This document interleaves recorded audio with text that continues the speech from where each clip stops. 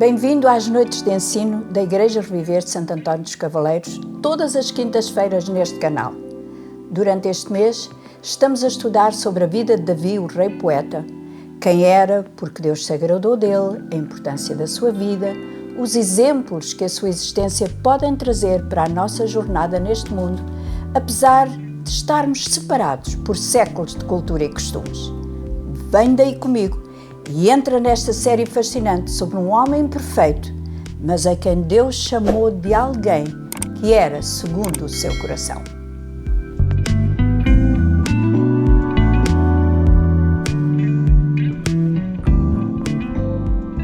O coração de Deus ama alianças.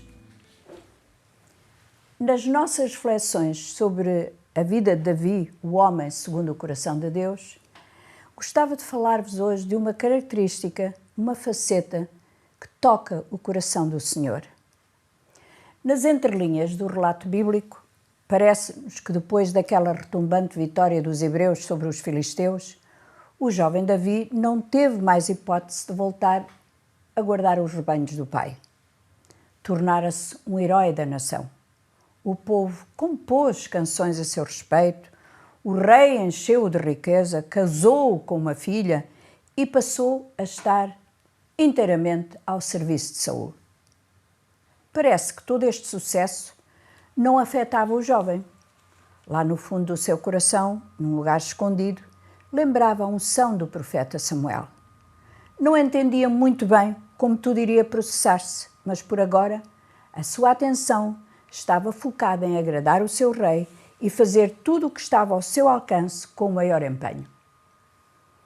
A vida na corte de Saul deve ter sido um choque para o jovem, simples, sem requintes, habituado apenas ao campo e ao pastoreio. Não entendia tudo o que se passava à sua volta, não compreendia as intrigas dos nobres, nem as ambições dos que rodeavam o rei Saul. Quando não estava a cumprir as suas obrigações de soldado, penso eu que ele se afastaria para um lugar onde pudesse dedilhar a sua lira e cantar as suas canções de amor ao Senhor. Mas os seus olhos fixavam-se muitas vezes na figura do príncipe Jonatas, o primogênito de Saul, o herdeiro do trono. O príncipe era diferente do resto. Além da bravura que Davi já presenciara nos campos de batalha, Jonatas possuía uma tranquilidade e uma bondade que passava pelos seus gestos e pelas suas palavras. Era jovem e não foi difícil aproximarem-se um do outro, quer no campo de batalha, quer nos jardins do palácio, onde Davi se escondia do burburinho da corte. A amizade entre os dois cresceu. Descobriram pontos em comum. Dentro de pouco tempo, quem procurava um, encontrava os dois. Tornaram-se inseparáveis. Jonatas entendeu muito cedo o segredo da alma de Davi, mas guardou-o dentro dele. Deus sabia que no meio daquela azáfama, daquele labirinto que era a corte do rei Saul, Davi precisava de um amigo, de alguém que o aceitasse na sua singeleza e simplicidade, que o amasse sem medo, que lhe fosse leal e verdadeiro. Possivelmente, Jonatas seria mais velho, com mais experiência nos meandros da política e do reino, e por isso era muito útil para Davi se situar na sua nova vida. E numa tarde, quando os pássaros recolhiam nos ramos das árvores do jardim do palácio, Davi desabafou com Jonatas, como o rei seu pai o perseguia, que já nem a sua música lhe agradava, que além da perturbação que o invadia, Saul parecia odiá-lo, como se percebesse que aquele jovem que estava ali perto de si tinha outro destino, além de ser apenas seu soldado e seu músico. Jonatas respondeu, tirando a sua capa, o símbolo da sua realeza, a armadura polida e pesada que simbolizavam o seu estatuto como comandante das tropas de Israel, a espada, o arco e o cinto, símbolos da sua posição, e colocou-os sobre Davi. Num gesto de amizade profunda, colocou no jovem pastor as suas insígnias de príncipe de Israel. Naquele instante, penso eu, que Davi terá lembrado um outro momento, quando no ruído da batalha contra os filisteus, Saul tentou vestir-lhe a sua armadura, por interesse, por desespero. Não conseguiu vesti-la.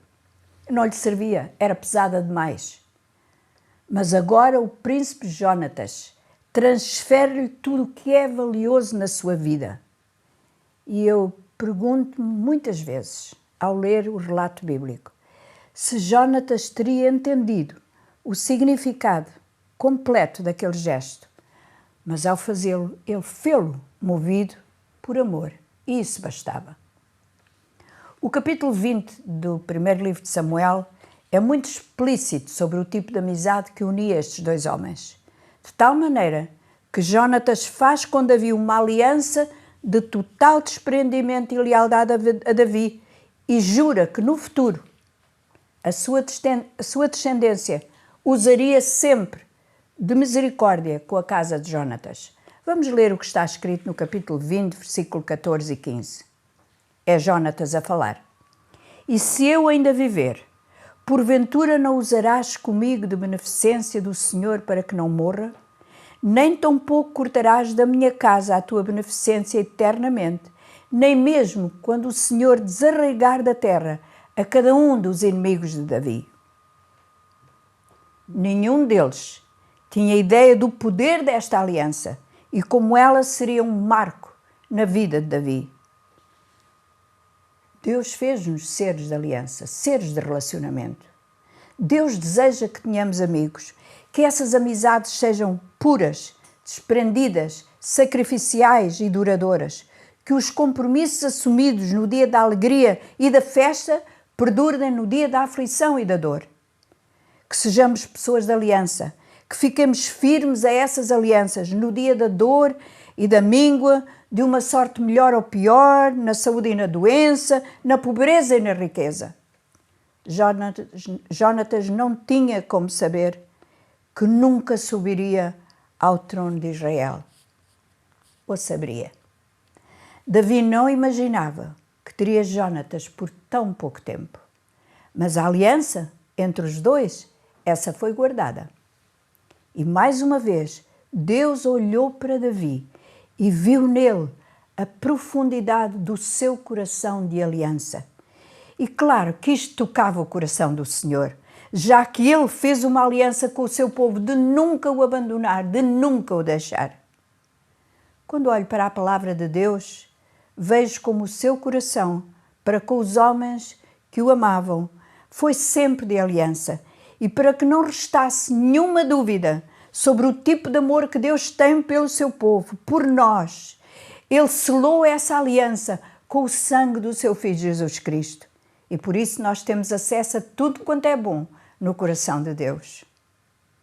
Que o Senhor nos ajude a guardar a nossa aliança com Ele e com as pessoas que amamos, embora esta parte nem sempre seja fácil.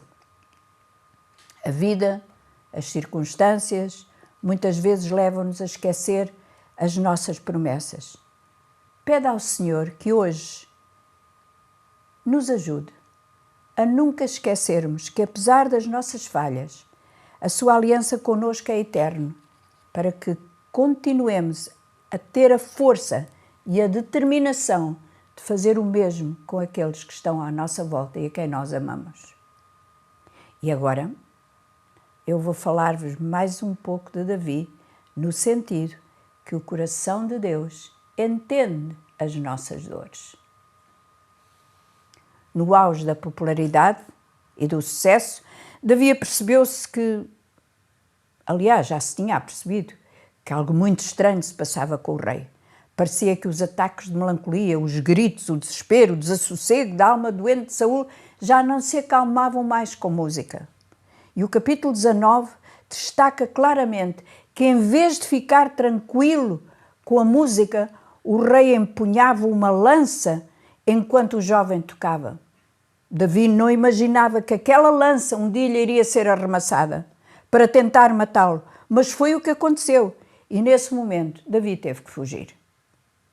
Parece que a vida do jovem, daí para a frente, seria apenas isso, uma fuga constante. Ao fugir do palácio, perde a esposa que o amava, perde o seu estatuto de oficial do rei, perde o convívio amoroso com o seu amigo Jónatas. Davi não sabe ainda muito bem o que pensar de tudo o que lhe está a acontecer, mas no meio do turbilhão do seu sofrimento, ele lembra-se que talvez o profeta Samuel poderá ajudá-lo, dar-lhe um conselho, dar-lhe algum consolo, e dirige-se a Ramá, onde o profeta reside. Mas Saul descobre o seu paradeiro e manda persegui-lo, e por fim o próprio monarca, ele próprio, sai em busca de Davi. Nessa jornada, o rei tem um estranho encontro com Deus que poderia tê-lo transformado, mas ainda assim não aconteceu mais nada. E Davi continua a fugir. Tem uma grande, enorme conversa com o príncipe Jónatas num lugar distante, e nela eles reafirmam a aliança de amizade eterna que já tinham feito antes. E Jónatas sabe, agora ele sabe, que a intenção do rei é matar Davi, e aconselha o seu amigo a fugir. Daí em diante, a vida de Davi é uma fuga contínua. No seu coração habituado à solitude do campo e da natureza, gera-se uma solidão sem fim. Não tem família, nem amigos, nem estatuto social. Perdeu tudo, mas perde muito mais quando resolve abrigar-se junto do povo filisteu, inimigos de Israel. E claro, o rei filisteu desconfia que Davi não está ali com boas intenções. E por isso Davi ainda tem que fazer mais uma coisa. Tem que se fazer de louco para não ser morto, e perde a sua identidade. O que resta a Davi? Porque Deus que o elegeu e o ungiu não o livra de uma vez de tanta dor e tanta afronta. Caminha durante horas. Para trás ficaram as festas, os cânticos, as honras, os aplausos do povo pelas suas proezas militares, e por fim ele chega a uma caverna no território de Adulão. A caverna era uma espécie de gruta na rocha que servia de abrigo a animais, refúgio para os animais e para peregrinos e forasteiros que por ali passassem para se protegerem dos perigos e descansarem das suas árduas e fatigantes jornadas. Não é um lugar de conforto, uma gruta numa rocha. Não tem as comodidades necessárias para se poder lá viver. Tem umidade, pode abrigar animais, répteis e outras coisas, outros desconfortos. Mas para Davi, naquele momento, chega, encolhe-se num canto. Ele sabe que aquele não será o fim da sua vida. Confia que Deus tem um caminho qualquer para ele percorrer e adormece de exaustão. Quando acorda, sem compreender o porquê nem como, ele vê chegar os seus irmãos, a sua família. O que os levou a encontrar-se com Davi é muito estranho, mas Deus tem sempre um meio de nunca nos deixar sem resposta, por maior que seja a nossa solidão e o nosso sofrimento. Os abraços dos irmãos trazem-lhe o consolo que ele precisa para aquela altura. Daí a pouco, chega mais um grupo de pessoas, gente perseguida como Davi. A caverna era grande, cabiam todos. De facto, aquele era um território de montanhas onde havia outras cavernas. Mal refeito desta surpresa, Davi vê chegar um segundo grupo. E estes eram homens endividados, diz a Bíblia. Talvez até escravos por causa das suas enormes dívidas. E ainda mal este grupo se tinha acomodado dentro da caverna, chega outro magote de homens. E estes, amargurados de espírito. Seriam pessoas em desespero, sem esperança, deprimidos, tristes, sem abrigo, gente sem casa, sem família. Ao todo, eram já 400 homens sem futuro e sem norte. E 1 Samuel capítulo 22, 2 diz assim: e juntou-se a ele todo o homem que se achava em aperto, todo o homem endividado, todo o homem de espírito desgostoso, e ele se fez chefe deles, e eram com ele uns 400 homens. 400 homens é muita gente. Davi tinha pensado ficar sozinho na caverna e agora via-se como líder de um bando de improváveis.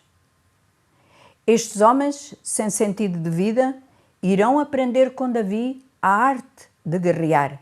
Serão os seus leais companheiros e amigos, farão proezas enormes para defendê-lo e ficarão conhecidos na história de Israel como os valentes de Davi. E enquanto isto, a insanidade de Saul aumenta, a ponto de matar todos os profetas do Senhor. E embora que Davi precisasse desta fuga para não ser morto por Saul, embora a dor de todas as perdas pesasse na sua alma, ele sabia e queria que o Senhor era o seu refúgio. Num certo instante, num dos seus salmos, ele diz assim: tem misericórdia de mim, ó Deus, tem misericórdia, pois em ti a minha alma se refugia.